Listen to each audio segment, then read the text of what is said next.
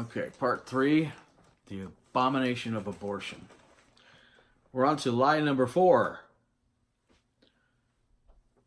Liberals, or advocates, I should say, of abortion want the government out of things, out of their body, out of their vaginas. That's not true. What's the truth? The truth is they want them out of their bodies and their vaginas, except when they need the government, or invite the government, in fact, to aid them in passing legislation on their behalf. In other words, the hypocrisy goes both ways. They say, they say that conservatives say they don't want big government, yet they want government to pass all these laws banning abortion. Okay, but it works both ways. Let's be fair. You say you don't want government in your womb. Remember all those women's marches with their picket signs? Stay out of my vagina, stay out of my body, stay out, mind your own business. And yet, how many of them invite the government to help them on their causes to loosen abortion? How did we get the Supreme Court to pass Roe versus Wade in the first place if we didn't have government, the legislative branch in this case, the judicial branch in this case, involved in women's rights and reproductive rights? Of course they want the government involved. They always have, because they've needed them to be involved. And now that they're involved, you say, oh, they passed all this stuff. You say, oh, well, we don't need them anymore. Baloney. They keep advocating for them. They now in Congress with a bunch of, liberal women who want to, make it even more loosey-goosey. And you get the stuff we mentioned in New York, and you get the stuff we mentioned in Virginia. And hello, this is the government out of the reproduction business? This is the government out of their vaginas? Doesn't sound like it to me. Lie. Lie number 5. Advocates of abortion rights are pro-choice. Oh, I love this one. This little euphemism has been bandied around since the dawn of time, apparently. I don't know when the first person who was wanting to advocate for abortion called themselves pro-life or pro-choice. But what a stupid term. Now, the left likes to argue sometimes that people on the right are not really pro-life, that we're the hypocrites because, we're not for the life of the mother in regard to their health. Well, we're not talking about life and death life. We're talking about life. They're complaining about the life in terms of the life they enjoy, the routine that they had prior to being pregnant. We're not talking about life and death. But the right is talking about life and death. It's a different life we're talking about. You're equivocating two different things. A life that a woman enjoys without having the inconvenience of being pregnant versus life and death. So yeah, we're pro-life because we don't want death of unborn children when unnecessary. Not we don't want to protect life because of the routine livelihood or life of a woman because she got pregnant all of a sudden. And to compare the two is sick. Just sick. What's the truth about pro-choice? And pro-choice by its definition or by the sound of it implies something.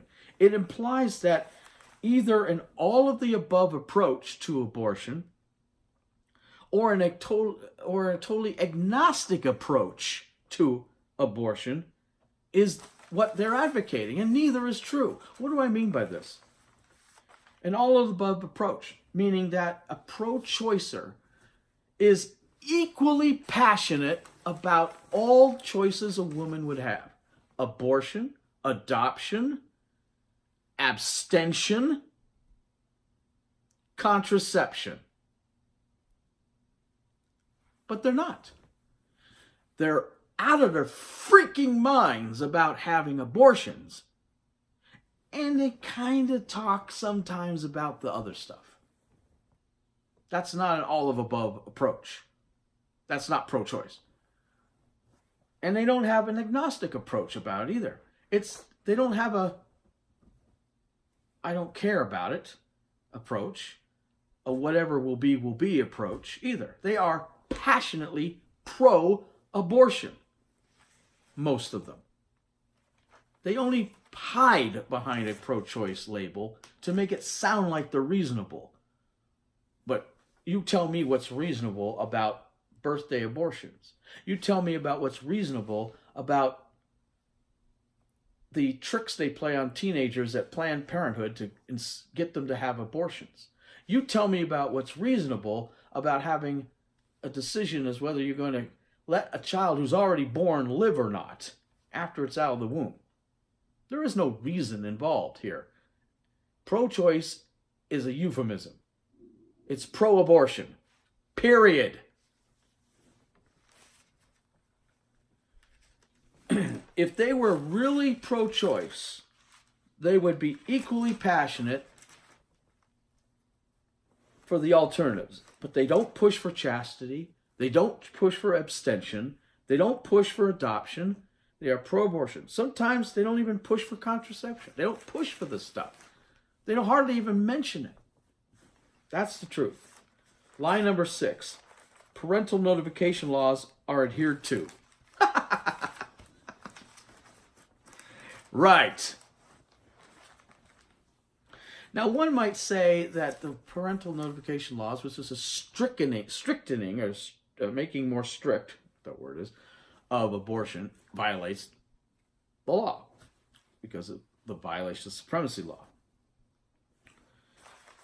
But they haven't been knocked down, and they do exist. And we could talk all day about whether or not a teenage child who does not understand everything going on yet, whether that child should be informed by as many different people and in as many different ways about whether to have a child or not all day long.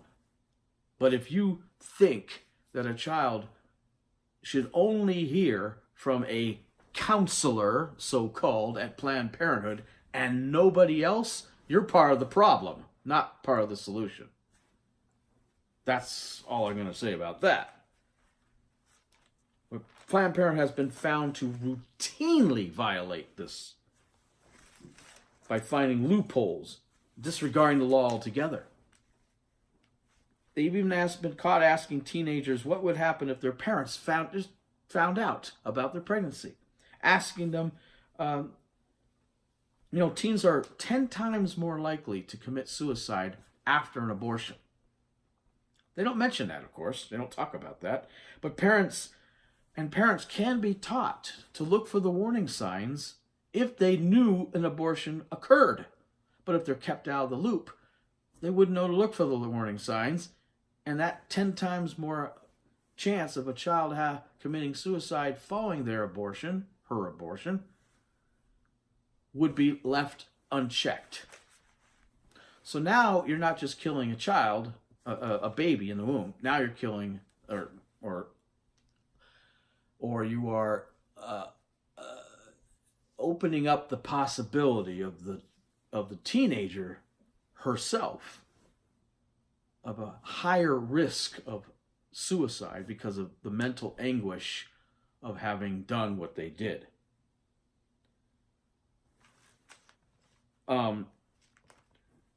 Even 10-year-olds have been found to have been walking out of Planned Parenthood clinics having had an abortion and their parents not notified. 10-year-olds. Don't tell me that they're all being notified. That's crap. And why wouldn't you want the parents notified? What are you hiding? Why is the abortion more important than the kid being completely schooled and made knowledgeable about all the consequences, good and bad, on both sides of the issue? What would be so wrong with that? The only explanation is you're hiding something, or you're trying to have as many abortions as you can. maybe the funding would go down if you didn't have as many abortions, so you got to keep the funding up. Abortion profiteering, anybody? Oh, we'll get into that one too. Lie 7. Planned Parenthood does not advocate abortions. They just help facilitate them. Truth is, they've been found to virtually scare teenagers into having them. Reports from teenager after teenager after teenager post-visit to Planned Parenthood in front of reporters, researchers, whatnot, telling them about their experience at Planned Parenthood and maybe probably other facilities as well. Commenting on the cost, having teenagers be scared into having an abortion, having them be told about the immense cost the teenager would have raising a child of their own. Asking them how they could possibly finish their schooling, and the way they would be made a pariah for being a teenage pregnant girl. And by the way, would your no account boyfriend help you at all? Probably not, right?